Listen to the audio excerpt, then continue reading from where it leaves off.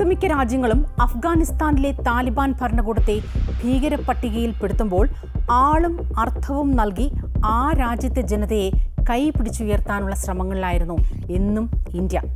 പഹൽഗാം ആക്രമണത്തിന് പിന്നാലെ ഇന്ത്യയും പാകിസ്ഥാനും തമ്മിൽ യുദ്ധസമാനമായ സാഹചര്യങ്ങൾ ഉണ്ടായപ്പോൾ ഇന്ത്യയ്ക്ക് അനുകൂലമായി അഫ്ഗാൻ താലിബാൻ ഭരണകൂടത്തിൽ നിന്നുണ്ടായ നിലപാടുകളും ആ പ്രസ്താവനകളും ഒക്കെ ശ്രദ്ധേയമായി.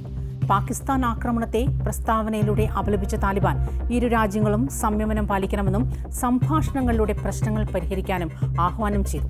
പക്ഷേ ഇതിനൊക്കെ സമാന്തരമായി താലിബാൻ ഭരണകൂടത്തിൽ നിന്നുണ്ടായ ചില നടപടികൾ അഫ്ഗാനിസ്ഥാന്റെ ഇരട്ടത്താപ്പ് വെളിപ്പെടുത്തുന്നതാണ്.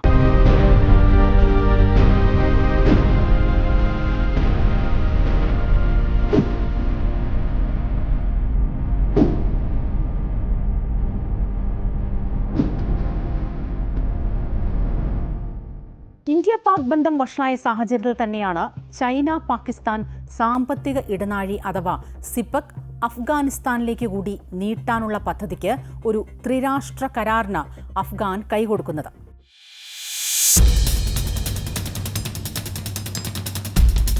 അതായത് പാക് വിദേശകാര്യമന്ത്രി ഇഷാഖ് ദർ, ചൈനീസ് വിദേശകാര്യമന്ത്രി വാങ് യി, അഫ്ഗാൻ ആക്ടിംഗ് വിദേശകാര്യമന്ത്രി അമീർ ഖാൻ മുത്താഖി എന്നിവർ മെയ് 21 ബെയ്ജിംഗിൽ കൂടിക്കാഴ്ച നടത്തി അനൗപചാരിക ധാരണയിലെത്തിയെന്നാണ് റിപ്പോർട്ടുകൾ.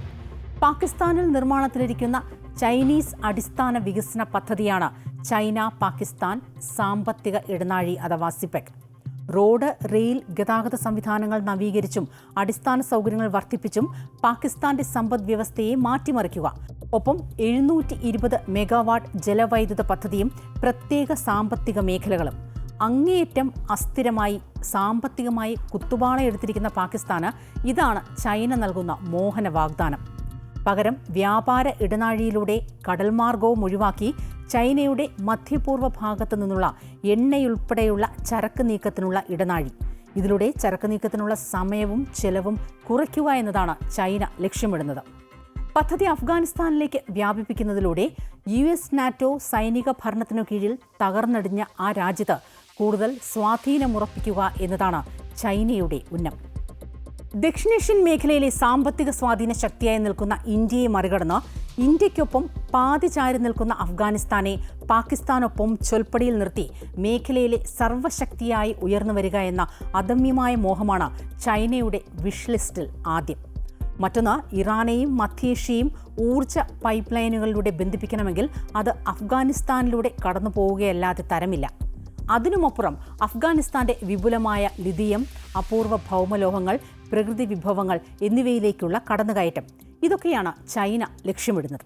2021 താലിബാൻ പിടിച്ചെടുത്ത ശേഷം പാശ്ചാത്യ ഉപരോധങ്ങളിൽ നട്ടെല്ലൊടിഞ്ഞു നിൽക്കുകയാണ് അഫ്ഗാനിസ്ഥാന്റെ സമ്പദ് വ്യവസ്ഥ. താലിബാൻ ഭരണകൂടത്തെ ഇനിയും അംഗീകരിക്കാത്ത ലോകരാജ്യങ്ങൾക്ക് മുന്നിൽ തങ്ങളുടെ പ്രതിച്ഛായ മെച്ചപ്പെടുത്തുക, ഉത്തരവാദിത്വവും പക്വതയുമുള്ള ഭരണകൂടത്തെ അവതരിപ്പിക്കുക, ഉപരോധങ്ങൾക്ക് ഇളവ് നേടിയെടുത്ത് അയൽ രാജ്യങ്ങളിൽ നിന്ന് കൂടുതൽ സാമ്പത്തിക നേട്ടങ്ങൾ ഉണ്ടാക്കിയെടുക്കുക, ഇങ്ങനെ നീളുകയാണ് അഫ്ഗാനിസ്ഥാന്റെ ആഗ്രഹപ്പട്ടിക. ഇത് സാധ്യമാകണമെങ്കിൽ അഫ്ഗാനിസ്ഥാന് ഇന്ത്യൻ നിലപാടുകളിൽ മനസ്സിലാ മനസ്സോടെയെങ്കിലും തലയാട്ടിയേ പറ്റൂ. ഈ ആഗ്രഹങ്ങളൊക്കെ ഉള്ളിൽ വെച്ച് തന്നെയാണ് അഫ്ഗാൻ ഒരേ സമയം ഇന്ത്യൻ നിലപാടുകളെ പിന്തുണയ്ക്കുകയും സാമ്പത്തിക ഇടനാഴിക്കായി ചൈനയ്ക്കും പാകിസ്ഥാനും കൈകൊടുക്കുകയും ചെയ്യുന്നത്. സിപെക് പദ്ധതി അഫ്ഗാനിസ്ഥാനിലേക്ക് വ്യാപിപ്പിക്കാനുള്ള തീരുമാനം ദക്ഷിണേഷ്യൻ ഭൗമ രാഷ്ട്രീയത്തിൽ ഏറ്റവും നിർണായകമാണ്. പാക് അധിനിവേശ കശ്മീരിലൂടെ ഇടനാഴി കടന്നുപോകുമ്പോൾ അത് നമ്മുടെ രാജ്യത്തിന്റെ പരമാധികാരത്തെ ചോദ്യം ചെയ്യുന്നു. തർക്കപ്രദേശത്ത് ചൈനയുടെ സാന്നിധ്യം അത് കൂടുതൽ ഉറപ്പാക്കുന്നതിന് ഇടയാക്കുന്നു. അതിനുമപ്പുറം സാമ്പത്തിക ഇടനാഴിയുടെ മറപിടിച്ച് പാക് അഫ്ഗാനിസ്ഥാൻ മണ്ണുകളിൽ വേരോട്ടമുറപ്പിക്കാനുള്ള ചൈനീസ് നീക്കം രാജ്യത്തിന്റെ സുരക്ഷാ, വ്യാപാര, നയതന്ത്ര ഇടപെടലുകളിൽ പ്രത്യാഘാതമുണ്ടാക്കിയേക്കാമെന്ന ഇന്ത്യക്ക് ആശങ്കയുണ്ട്. പഹൽഗാം ആക്രമണത്തിനും സിന്ദൂർ സൈനിക നടപടിക്കും പിന്നാലെ രൂപപ്പെട്ട ഈ പുതിയ പ്രാദേശിക പുനഃക്രമീകരണം വല്ലാത്ത അസ്വസ്ഥതയും ആശങ്കയും മേഖലയിൽ ഉണ്ടാക്കുന്നുണ്ട്. അതുകൊണ്ട് തന്നെ വ്യാപാര റൂട്ടുകൾ വൈവിധ്യവൽക്കരിച്ച് സിപെക്കിനെ മറ്റു രാഷ്ട്രങ്ങൾ ആശ്രയിക്കുന്നത് കുറയ്ക്കുന്നതിനുള്ള ശ്രമങ്ങളാണ് ഇന്ത്യ നടത്തുന്നത്. ഇന്റർനാഷണൽ നോർത്ത് സൗത്ത് കോറിഡോർ പോലുള്ള പദ്ധതികൾ ഉയർത്തിക്കൊണ്ടുവരാനുള്ള ശ്രമങ്ങളും ഇതിന്റെ ഭാഗമാണ്.